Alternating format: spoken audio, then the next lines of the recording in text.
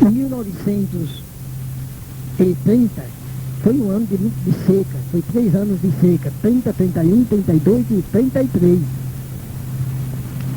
E acontece que os 2 anos, primeiramente, nós trabalhamos de currais novos à procura de angico. Mas o serviço parou mais ou menos em 32. Voltamos para a Malhada Vermelha, é um lugarzinho chamado Timbaúba, e ali ficamos. Mas havia pegado um serviço de açude, chamado-se Açude do Alívio, lá pertinho de Santa Cruz. Eu tinha meus 12 anos. Fomos trabalhar no Açude do Alívio, eu e meus 2 irmãos, Manuel, Sérgio e Antônio, 3 irmãos. O mais velho, ele tinha uns 17 anos. O segundo tinha mais ou menos 16 anos. Tinha não? Tinha ele uns 13 anos. O segundo irmão. O terceiro, que era eu tinha meus 12 anos, quando deu uma praga, uma doença terrível que consumou muitos no Açude do Alívio. Muita gente foram mortas.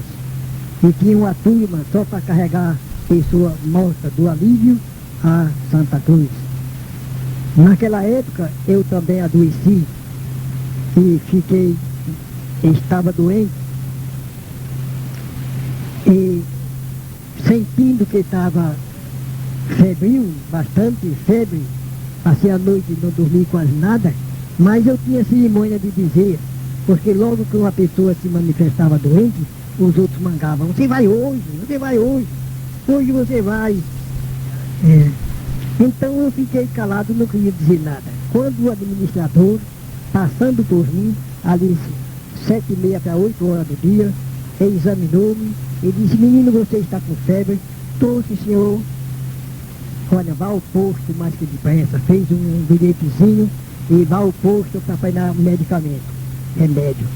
Eu fui ao posto, me deram umas pílulas, mas muito grandes, e eu muito ignorante, não sabia, achei que era muito grande, que eu não engolia. Escondi as pílulas e fui da barraca. Chegando a barraqueira, me vendo, muita febre e muito abatido, não tinha dormido nada à noite, não tinha comido nada, não tinha apetite de comer nada. E as pílulas eu joguei no mato, pensando que era muito grande e eu não engolia. Não dava para engolir. À noite, a febre arrojou mais, a barraqueira tratando de mim, fazendo remédio de toda qualidade, com pimenta do reino, pimenta d'asta, quanta coisa havia, e eu molhando de suor, passei a noite em claro, não dormi nada. No outro dia o serviço parou, o serviço da construção do açude, parou, mas que depressa ia saindo todo mundo, tratando dos seus negóciozinhos de um saldozinho que tivesse, ia embora, que não podia ficar ali.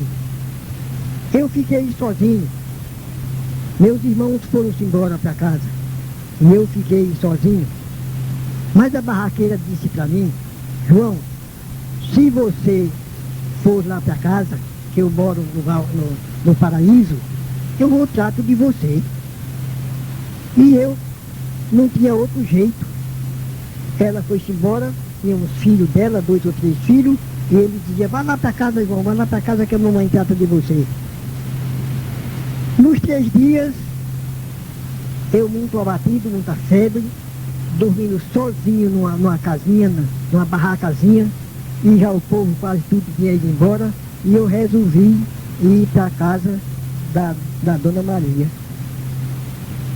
Saí mais ou menos 7 horas, quando deu 11 horas, eu estava vendo a cidade assim perto. Estava mais ou menos com 1 quilômetro perto da cidade. Do Alívio para Santa Cruz era meia légua. Era meia légua. Cheguei debaixo do Santa Cruz, do Alívio para Santa Cruz. Bem, chegando assim perto de Santa Cruz, eu entrei debaixo de um pé de garrancho, que o nome certo parece que é Aveloz. Era um calor muito grande, e eu me deitei debaixo daquele pé de Aveloz, ficando perto da cidade. Todo mundo que ia passando na estrada entrava lá. Menino, o que é que você tem? É a macacoa? Chamava aquela doença, aquela febre terrível de macacoa. Quando eu dizia que era macacoa, o camarada sabia que saía medonho, ninguém ficava esperando nada. Mais ou menos de 3:30 da tarde para 4 horas, um senhor vinha de cavalo e entrou em procura de mim. Eu vi que ele virou o cavalo para vir a meu encontro. Chegando, perguntou se eu estava doente. Eu contei a história, estava com as macacoas lá do açude. Ele perguntou se eu tinha família, perguntou tudo, eu contei toda a história. E que ele disse, seus irmãos foram-se embora, não podiam ficar porque não tinha mais serviço e nem nada. Disse, olha, eu vou lhe deixar na rua. Eu contei a história da Dona Maria, que ela havia dito para mim, que se eu fosse lá no paraíso, que ela tratava de mim. E aquele homem me pegou, botou na maçaneta da cela, e eu saí gritando, alarmando, e pedindo que me deixasse. Não, senhor, eu vou lhe deixar lá na rua. Você pode morrer, mas lá na rua, aqui não. Sozinho aqui, Moisés fica aqui sozinho. Bem, chegando na primeira calçada de Santa Cruz, ele apiou-se, ele tirou da maçaneta da cela e me colocou lá numa calçadazinha. A meninada começou a chegar, a noite ia se aproximando também. E a meninada chegando, e quando sabia que eu estava com a macacoa, essa doença do açude, ia fugindo, mas outros ficavam. Eu comecei a perguntar aos meninos se conhecia a Dona Maria lá no paraíso. Até que um disse, se você me dá 200 réis, eu vou lhe deixar lá, eu conheço a Dona Maria. Eu disse, eu dou um tostão. Finalmente que ele resolveu ir pelo tostão. Chegando na casa da Dona Maria, disse, aí está a casa da Dona Maria. Quando eu cheguei na casa da Dona Maria, os meninos ficaram contentes, mas a Dona Maria ficou um pouco triste, sem saber o que é que fizesse. A seca muito terrível, tudo muito difícil. Ela tinha 4 ou 5 filhos, e não tinha nada. Coitada, não tinha marido, era uma mulher que vivia assim, aventurando a vida. Bem, mais que depressa, ela arrumou um cantozinho, que armou a minha redinha, uma redinha velha, feita de terçada com saco, e eu me deitei e fiquei ali. Quando chegou a irmã dela, disse, Maria, e esse menino? O que esse menino tem? Ela disse, ela contou a história. Disse, manda ir embora. Não deixa esse menino aqui não, que senão vai pegar essa doença no seu filho, vai morrer tudinho. E ela, fulana, tenha paciência. Que paciência, que nada, você não pensa nos seus filhos, e zangou-se muito comigo. Mas à noite eu me levantei acostumado da cabeça e para urinar, e foi no saco de carvão daquela mulher. E urinei e fui me deitar, e quando amanheceu o dia que a mulher chegou e que o carvão estava todo molhado, aí zangou-se mesmo. Manda esse peste embora, mulher, você está brincando ainda? Você quer ver seus filhos tudo mortos? Você ama os outros e não ama seus filhos? E zangada, e tinha razão, porque o carvão estava todo molhado, né? Dali eu saí, eu tinha um maço de fósforo, vendi. Ela não mandou eu sair não, ela não teve coragem de mandar não, mas eu senti que eu devia morrer na minha casa, lá junto com meus irmãos. E saí e procurei da igreja católica, e lá tinha um caminhãozinho. Os caminhões naquela época era mais ou menos 3 toneladas. Falei uma passagem, mas o homem não quis me dar. Perguntou se eu estava doente, eu contei a história, e ele não quis me dar a passagem não.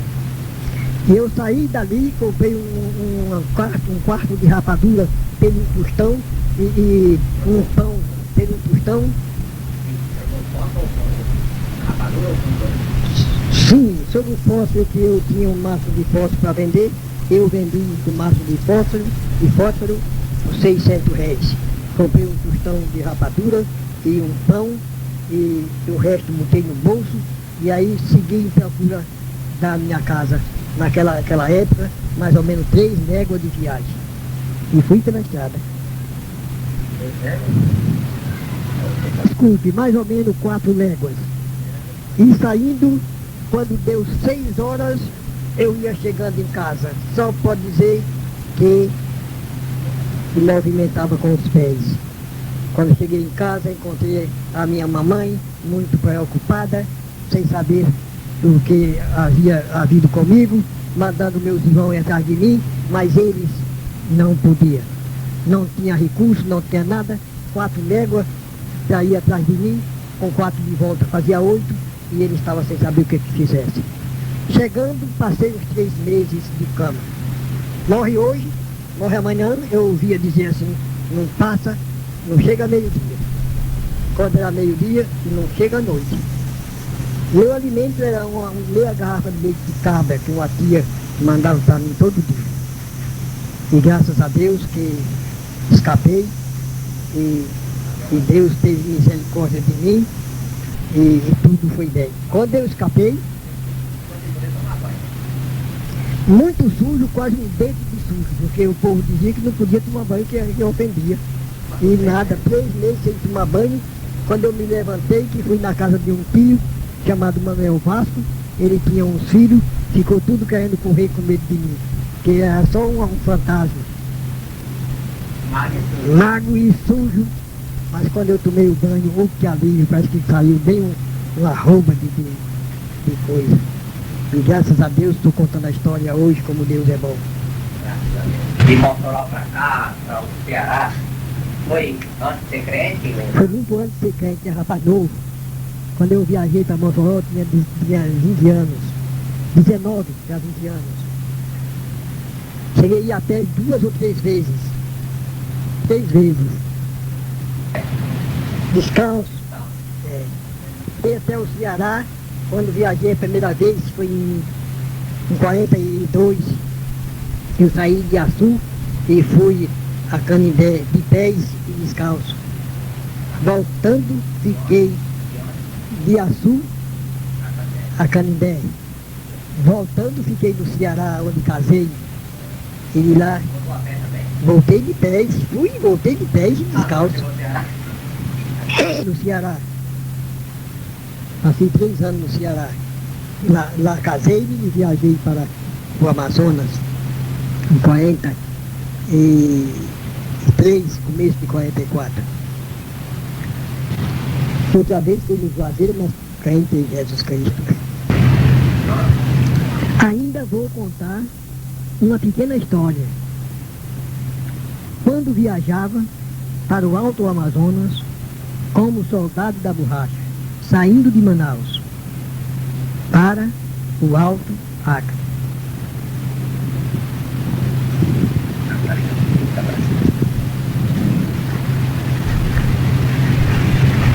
Parecia que Deus estava me castigando, porque todo dia eu perdia uma coisa no navio. Todo dia. Um certo dia eu pensei, eu quero saber, eu endiabrado, com raiva, o que é que eu vou perder hoje? É nada. Quando foi a meio-dia, eu havia carregado lenha. O navio era lenha naquela época. O navio, eu não me lembro agora, mas depois eu hei de me lembrar. E a gente carregava lenha 2, 3 vezes por dia.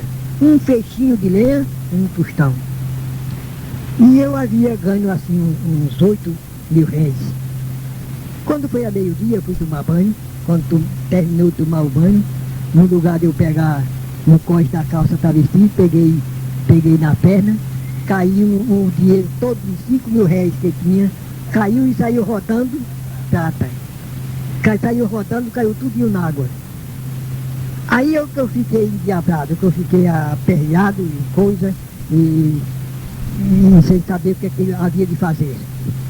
Quando chegamos numa cidade chamada Lábrea, um dos soldados da borracha comprou uma tação por 17 mil réis. Uma tação é essa coisinha de cuidar ovos, fritar ovos. Uma tação por 17 mil réis.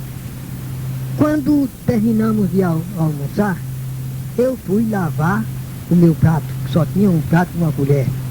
O resto tudo já tinha ido embora. O homem disse: João, por favor, me lave essa tação. Eu disse, cheguei no convés do navio, fui lavar a tação.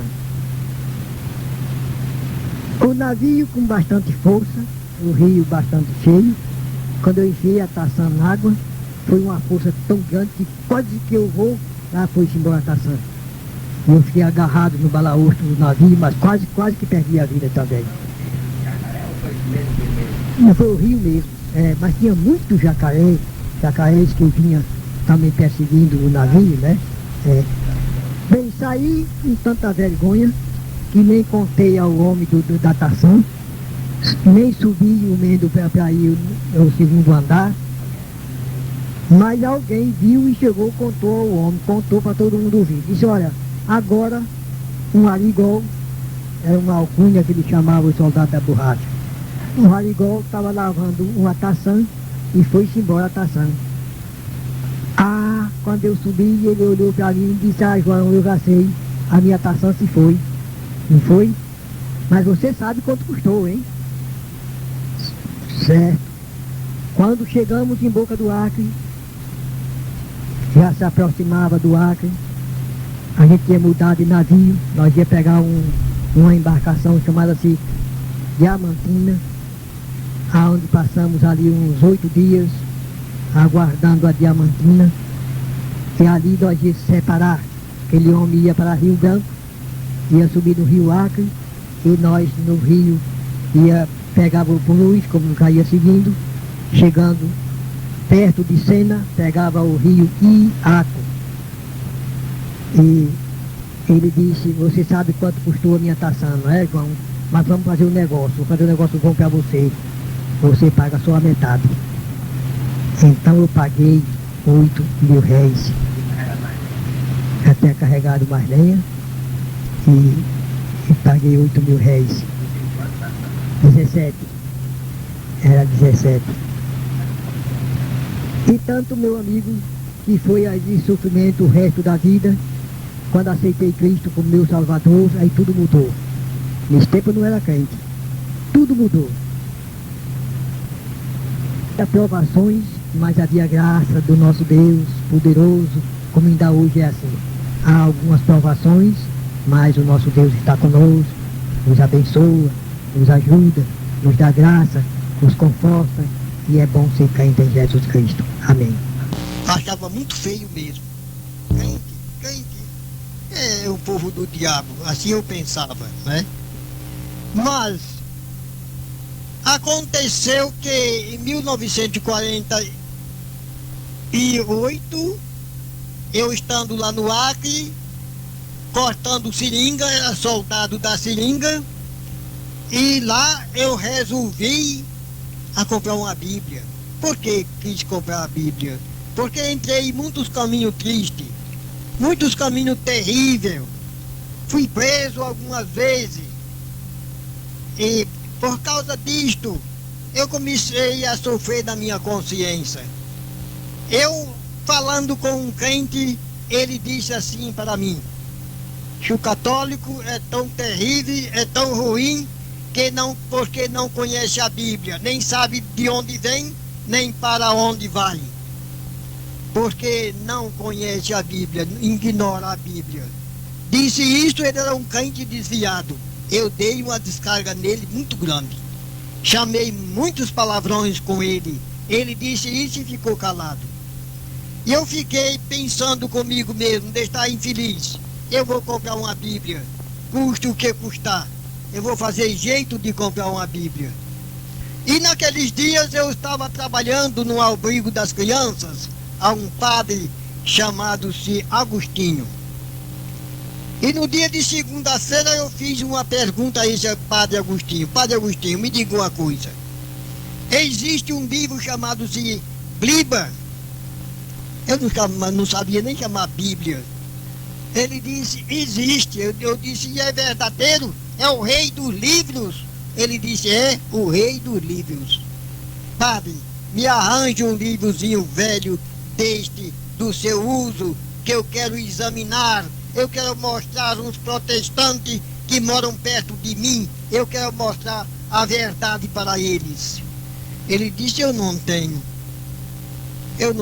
Bíblia. Um livrozinho velho o senhor não tem não? Não tem não. Mas tem jornal. Jornal eu não quero, não senhor. Tem história sagrada, eu também não quero, porque eu tenho. Tudo isso eu tenho. Mas eu quero esse livro chamado-se Bíblia. E finalmente, para não fazer uma história muito comprida, ele disse, eu posso vender, mas é 120 mil réis.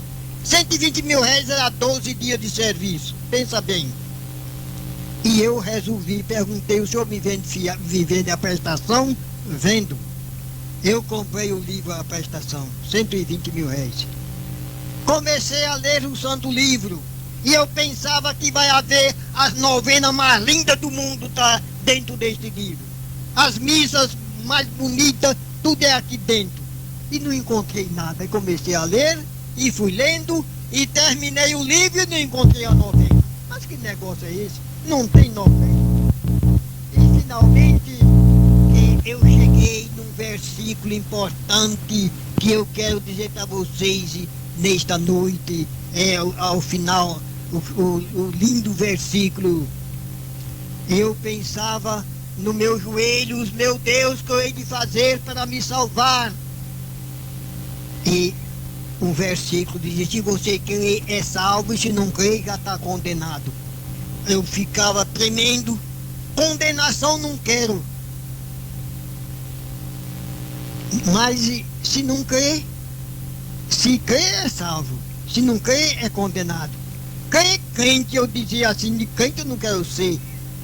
E fiquei muito aperreado, muito preocupado com essa palavra de crente. E esta é a palavra que abala o mundo, crente no Senhor Jesus Cristo. Mas eu não entendia nada. E sabe, meus queridos, e não passou muitos dias, eu aceitei esta palavra. E criei no meu Salvador Jesus Cristo. Mas a palavra diz, se você crê é salvo, e se não crê já está condenado. E esta é a palavra, meu amigo. Eu gostaria que Deus, como tocou no meu coração naqueles dias, pudesse tocar no coração dos meus queridos ouvintes que ainda não são crentes em Cristo Jesus. De entender o que é a palavra crente. Crente é porque crer, meu amigo. Eu criei, eu aceitei Cristo como meu Senhor e Salvador. E sinto-me feliz.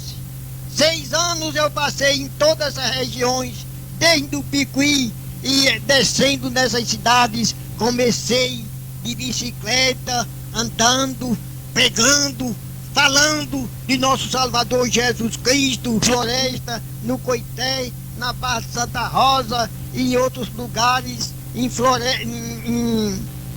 Solânia, em Belém, em Bananeira e outras muitas cidades, e até seguir até Guarabira, começando andando de bicicleta e pregando e falando de Jesus Cristo e vendendo livro. 6 anos.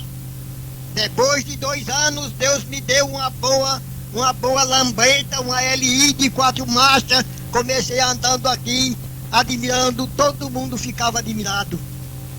Parecia um aviãozinho. Ah, mas era muito maravilhoso, porque este é o dever do crente. Crente não tem nada com religião, nem de A e nem de B. Fale de Jesus Cristo, porque é Jesus Cristo o autor da vida, é Jesus Cristo a nossa esperança, é Jesus Cristo tudo para nós, e é o único Salvador, é Jesus Cristo, e por isto nós temos o dever e falar da sua grandeza, da sua imensa bondade, da sua misericórdia que não tem fim e que são novas cada manhã. Meus amados, meus queridos, firme a tua fé em Jesus Cristo. Cristo vem buscar a sua igreja. Cristo não vem buscar um batista. Cristo não vem buscar um assembleeiro. Cristo vem buscar a sua igreja, que Ele comprou com seu precioso sangue. Não foi com ouro, não foi com prata, mas com o seu precioso sangue. E Ele vem buscar a sua igreja.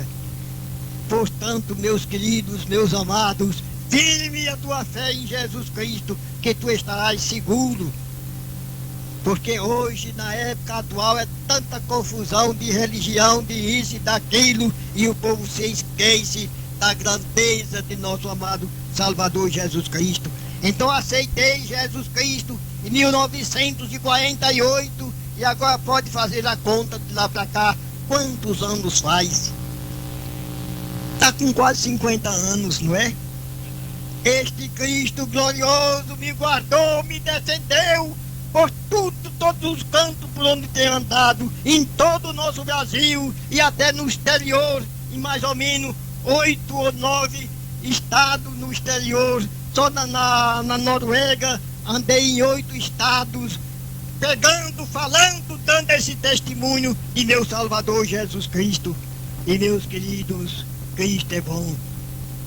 Cristo é tudo para todos aqueles que o buscam, que o creem, que obedece a sua palavra. Agora estamos numa época que o povo está se arredando da Bíblia. Estão procurando outro rumo, estão procurando outros caminhos. Mas o caminho é Jesus Cristo. É só isso que eu tenho a dizer. E muito obrigado a vocês. E que Deus dos altos céus derrame bênção, bênção gloriosa para os crentes em Jesus Cristo. E os que não são crentes, crê no Senhor Jesus Cristo e tu és salvo. E se não crer, já está condenado. A palavra é essa. É dura, mas é assim mesmo. Não tem outro jeito. Não tem outro jeito. Então é que Deus o ajude.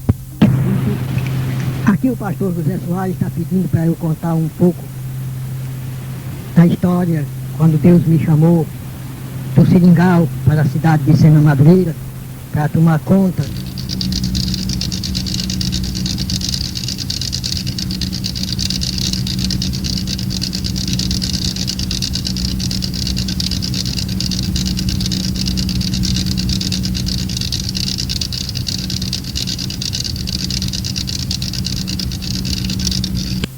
de Sena Madureira.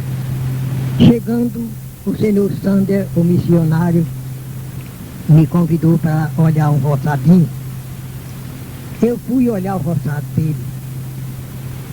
Corrigendo o roçado, era mais ou menos um roçado com uns 8 ou 10 quilos de arroz plantado, 10 quilos de arroz, uns 5 ou 6 quilos de milho, 3 de cova de roça, a roça já grande, o milho já pendoando, o arroz estava começando a soltar o cacho.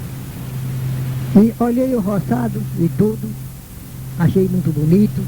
Ele disse: veja aqui este roçado, irmão João. Este roçado foi a igreja que colocou para o senhor. O roçado é seu, até agora estava na minha responsabilidade. Agora está contigo, está entregue o roçado ao irmão. Fiquei muito alegre. Isso porque a igreja sabia, os crentes sabiam que o irmão vinha aqui para a cidade, mas não tinha roçado. Chegou o tempo do inverno e não tinha roçado. No dia eu não vi o roçado. Nos 2 dias eu vi o roçado logo um pouco. Permanece para sempre. Deus supriu as nossas necessidades, graças a Deus. Mas essa foi uma das pequenas provas que passei na minha vida. E logo naqueles dias, pois era recém-chegado, eu não esperava. Nem esperava o roçado de receber aquela grande dádiva e nem esperava aquela destruição tão de repente. Mas graças a Deus que foi tudo bem. Deus o recompensou grandemente. Amém.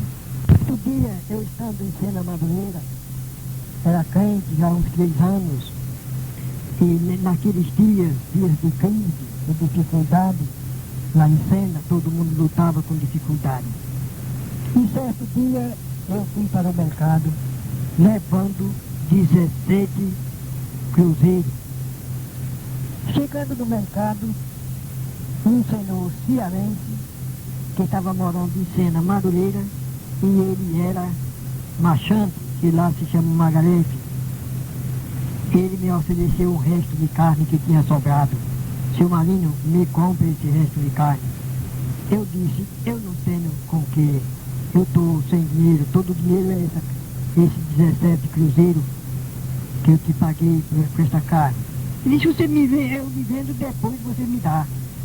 Eu sem pensar, isso era um dia de sábado, e eu disse, bem, se o senhor me vende, segunda-feira eu lhe dou. Ele, mais que depressa, embrulhou a carne e eu levei.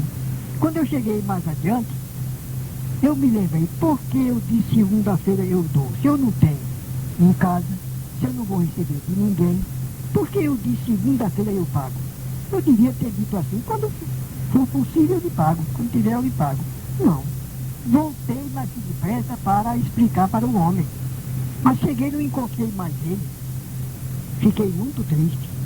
Fui para casa muito preocupado, porque eu tinha dito, segunda-feira eu lhe dou. Bem, meu amigo, eu tinha responsabilidade naquele tempo pelos trabalhos da igreja, pelos cultos da escola dominical. Eu tinha responsabilidade por esse trabalho, eu era o responsável. A preocupação foi até um pouco tarde, mas depois, pensando no culto do domingo, pensando no culto à noite, me esqueci da história esqueci da história da carne. O dia amanheceu, segunda-feira, e eu nem me lembrava da história da carne. E eu saí em procura da cidade, do centro da cidade.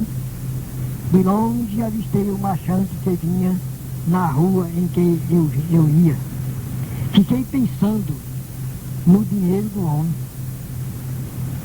E ia um criminoso ao meu lado, falando com ele sobre Jesus Cristo. Aquele homem era um peruano. Ele ia do lado esquerdo de mim. Ele ia do lado direito de mim. E eu vi um pacote de dinheiro. E eu me lembrei, peguei, apanhei o dinheiro, botei no bolso. Sem ninguém, o peruano não viu. Antes de me encontrar com o machante, eu vou contar o dinheiro. Era uma nota de 5, era uma nota de 10, e era 2.000 réis miúdo. 17 mil réis o dinheiro do homem, 17 cruzeiros o dinheiro do homem que eu estava devendo. Quando eu me encontrei com ele, adiante o peruano desviou-se para outra rua. E eu me encontro com o machante, pronto o seu dinheiro. Era 17 mil réis, 17 cruzeiros, 5, 10 e 2 notas de 1. Mas eu fui egoísta. Quando eu vi o pacotão, eu pensava que era muito, que ia dar muito mais de eu sobrar. Mas quando contei, só deu tantinho mesmo de pagar o homem. Mas graças a Deus que eu paguei o homem e fiquei maravilhado e pensando, naturalmente foi algum menino de escola que perdeu. Quando eu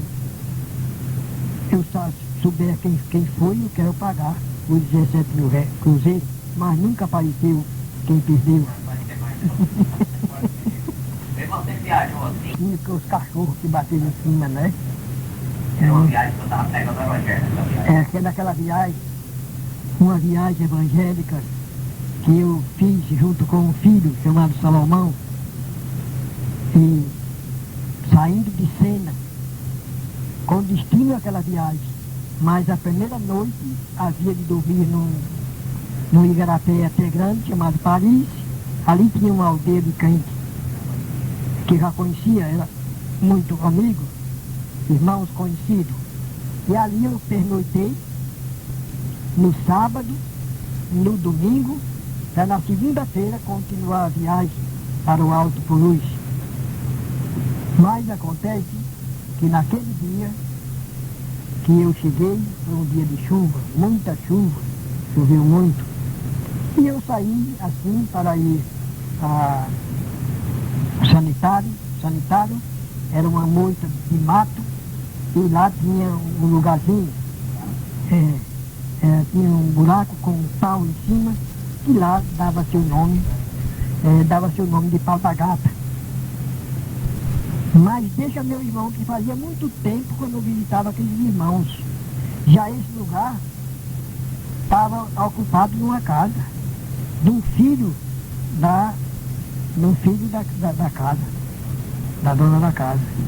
E eu rodeei, sem saber, pensando que ia em procura daquele lugarzinho. E quando eu penso que não, 3 cachorros me atacaram. Tinha chovido muito liso. E eu pulo para aqui, pulo para lá, 3 cachorros valentes. E os cachorros em cima de mim, me pegaram por detrás, rasgaram a calça, avançaram, eu dei com a mão que eu não tinha nada. E eles agarraram na minha mão. E eu, naquela aflição tão grande, eu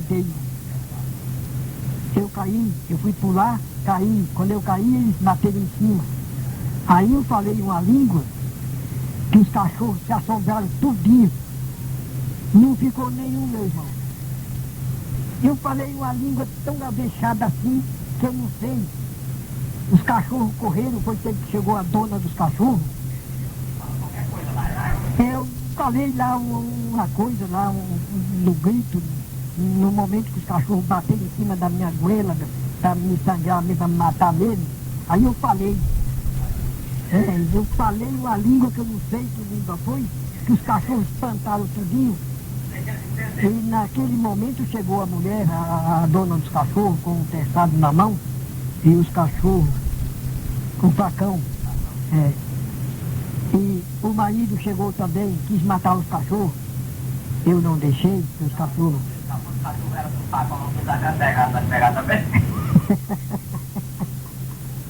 Eu sei, meu irmão, que foi uma bênção de Deus, mas fiquei todo sanguentado. Meu filho voltou para a cidade para procurar remédio para mim. Na cidade todos os crentes ficaram impressionados quando viram e queria que eu voltasse para me tratar e qualquer coisa, demorar mais lá em Sena para poder viajar. Eu disse que não. Eu resolvi prosseguir a viagem e prossegui, e Deus ajudou que ficou tudo bem. Sai dessa viagem essa hora. Você já foi ao Palagás?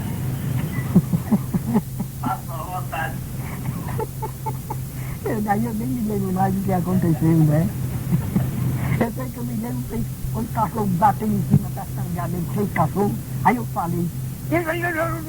Uma fala que os cachorros se espantaram tudinho, ficou espantado tudinho. A mulher chega também naquele instante, né?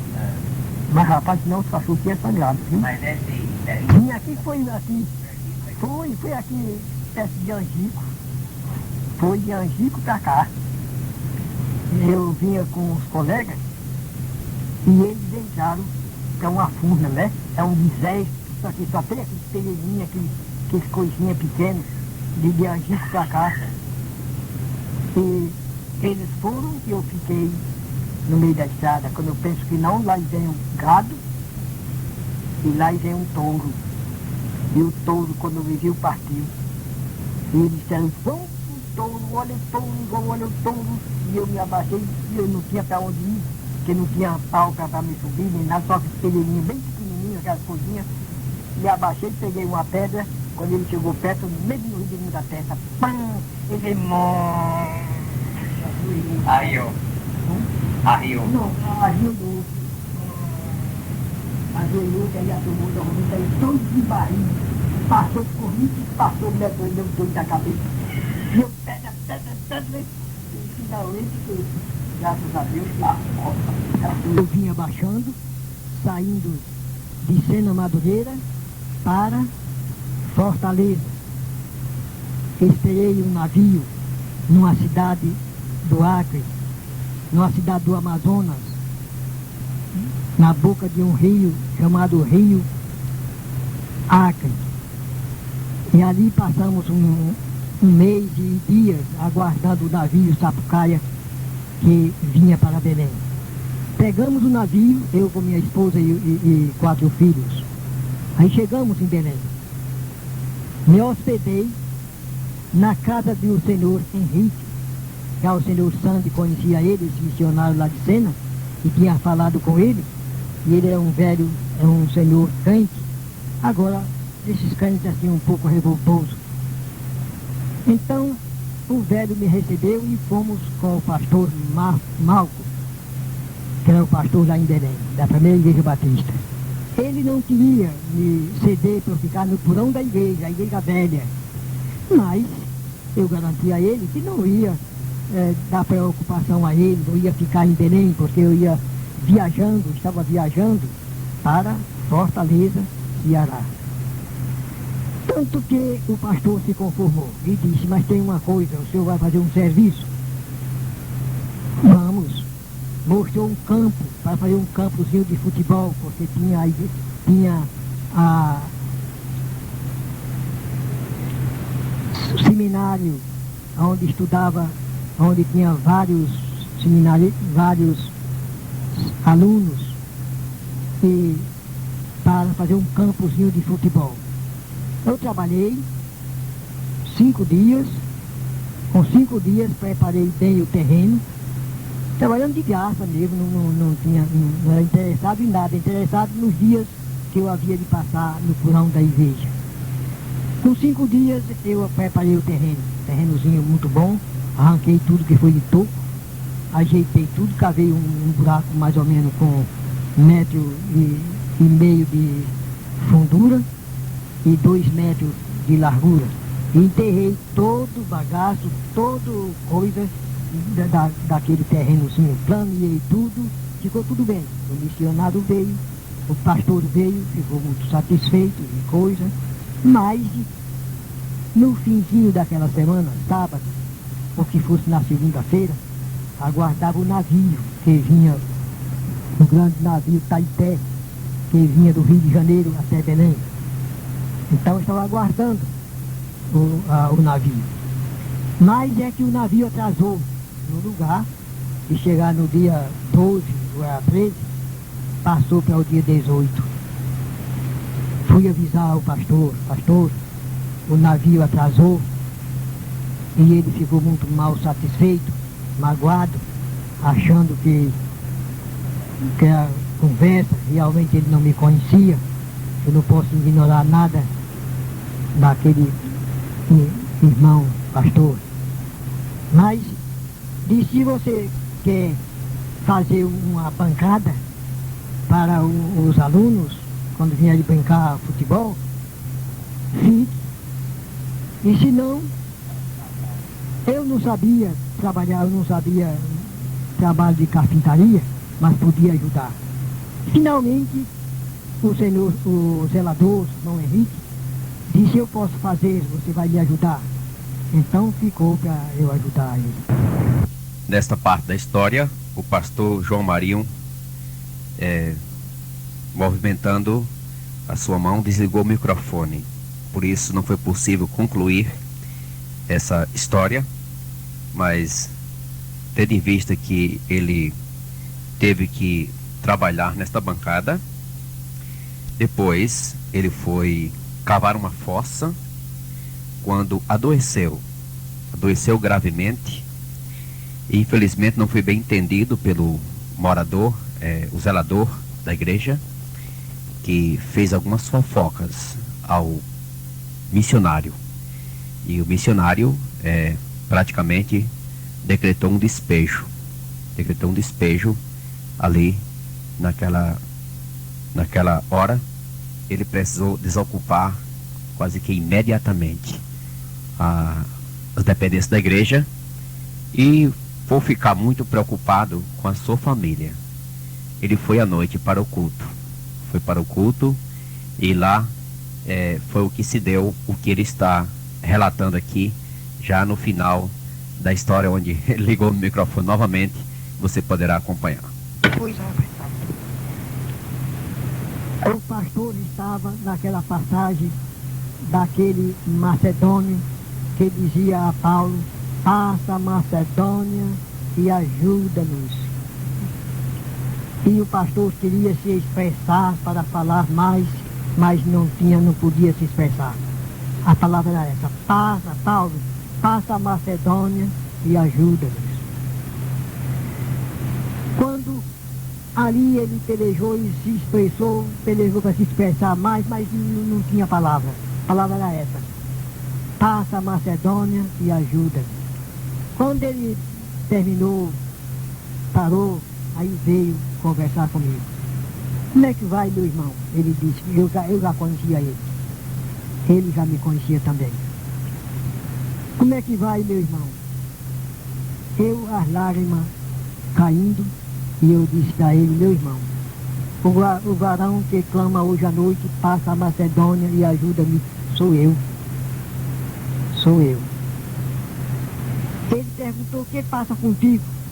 Contei a história. Ele achou graça, começou a achar graça. E eu fiquei pensando: mas com a história dessa, esse pastor achando graça, tem coragem. Que pastor medonho, tem coragem. Aí disse: irmão, a minha esposa está no Macapá, em tratamento. Eu estou com uma casa aqui grande, só tem 2 criancinhas. Eu sou empregado no aeroporto e saio de casa, fica a criança sozinha. Venha para cá, meu irmão, cuidar da minha casa e dos meus filhos. Tem a casa aqui de água, luz, e tem tudo, meu irmão.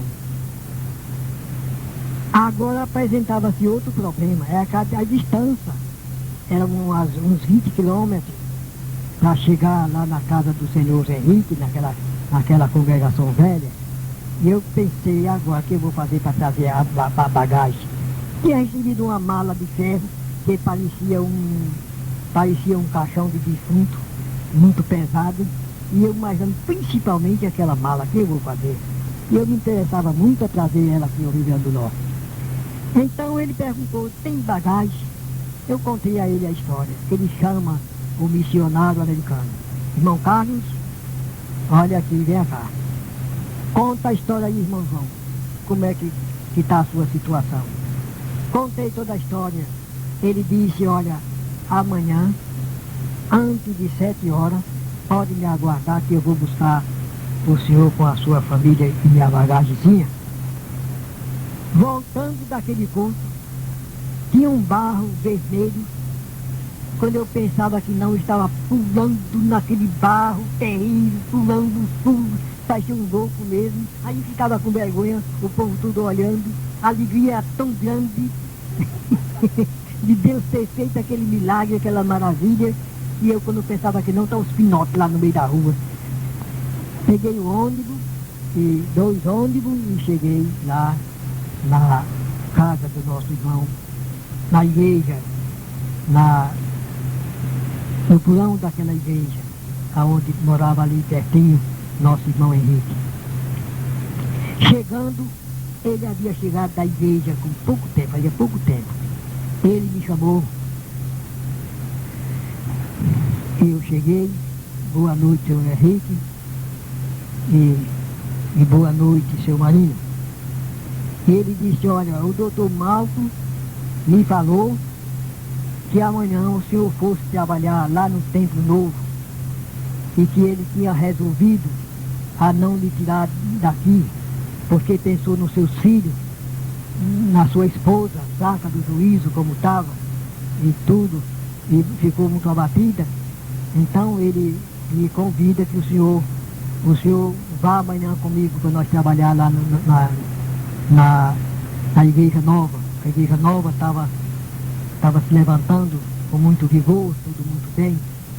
Já estava trabalhando em culto no porão da igreja. Então, eu disse para o irmão Henrique: o senhor sabe muito bem como estava a minha situação. E ele falou muito do missionário, esses americanos. Os americanos são rancorosos. Mas não foi os americanos, é que ele contou muita história ao nosso caro missionário, pastor Malco. Eu disse: o senhor sabe como estava a minha situação. Então o pastor o pastor Carlos vem me buscar amanhã. De 7 horas ele está aqui para nos levar. E será que ele vem mesmo?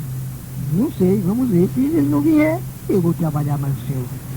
Mas no outro dia, 6h30, chegou o pastor Carlos e me levou lá para a casa de Carlos, pastor Carlos Brasileiro, aonde passamos quase um mês, mas atrasou novamente, o navio atrasou novamente e também, mais ou menos com 4 dias, a mulher abortou. Foi um caso muito sério mesmo. E alguém disse para mim, se o senhor quer, nós vamos ao juiz e este americano vai pagar bastante caro, vai facilitar para a sua viagem para o Rio Grande do Norte. Eu respondi para ele, meu caro amigo, Deus já me deu tudo para a viagem do Rio Grande do Norte. Eu não vou ocupar o irmão Malcolm com essa coisa não. Realmente foi um caso muito sério. Se eu tivesse levado ao juiz, ele tinha levado um choquezinho até grande. Mas graças a Deus que o nosso juiz, Senhor Jesus Cristo, nosso Salvador, ele resolve tudo certo e na hora. E sei que tudo foi bem, graças a Deus. E ali passei aquele resto de dias e peguei o navio Taité e cheguei até Fortaleza, e de Fortaleza, Limoeiro, no estado do Ceará, e de Limoeiro do Norte, aqui ao Rio Grande do Norte, Malhada Vermelha. Graças a Deus, né? Chegando aqui no Rio Grande do Norte, no mês de maio de 1959, fomos fazer uma casinha, fizemos uma casinha num lugarzinho chamado-se Malhada Vermelha, e o dinheiro não deu para rebocar a casa, nem nada, só deu mesmo para cobrir. Mas com dificuldade arrumamos as portazinhas, ainda passou um mês e tanto, nós morando nela, sem porta, sem nada. E entrou o ano de 60, um senhor da Assembleia, nosso irmão Severino Santu, me convidou para tomar conta da propriedade dele. Era 40 hectares de terra. Desculpa, 10 hectares de terra. Aí muita diferença, porque é 40 de cova. Então eu tomei conta e teve ponto positivo, mas teve ponto negativo durante aquele ano. E no fim do ano eu entreguei a ele, nós apanhando 130 arrobas de algodão que nunca a propriedade tinha dado antes e parece que nunca deu depois.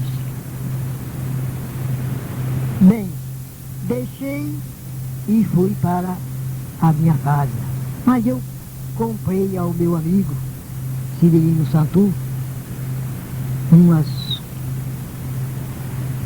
30 micovas de terra cheia de agave. Eu comprei por 12 mil cruzeiros, só o primeiro corte, né? Só o primeiro corte.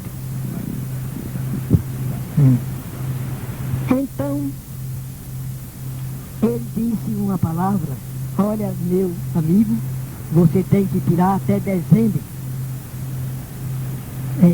esse corte, esse agave. Mas deixa que em novembro o inverno começou. E com o inverno ninguém pode tirar agave. Quem conhece o agave, trabalha do agave, sabe muito bem. É porque não pode botar para secar nem nada, né? Porque o inverno foi contínuo. Novembro, dezembro, foi de chuva e muita chuva. E eu não pude tirar esse agave. Vendi um pedaço desse agave no mês de dezembro. Quando o homem foi tirar o agave, a parte que ele comprou, seu Severino não aceitou. Disse: não, seu João Marinho perdeu. Não tirou. No mês de dezembro, eu disse que tirasse até dezembro. No domingo falei com ele na cidade de Campo Redondo, de Feira.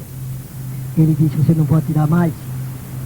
Digo, meu irmão, então vamos fazer um negócio, o senhor fica com a metade, porque o Agave já andou muito, o Agave começou a dar dinheiro.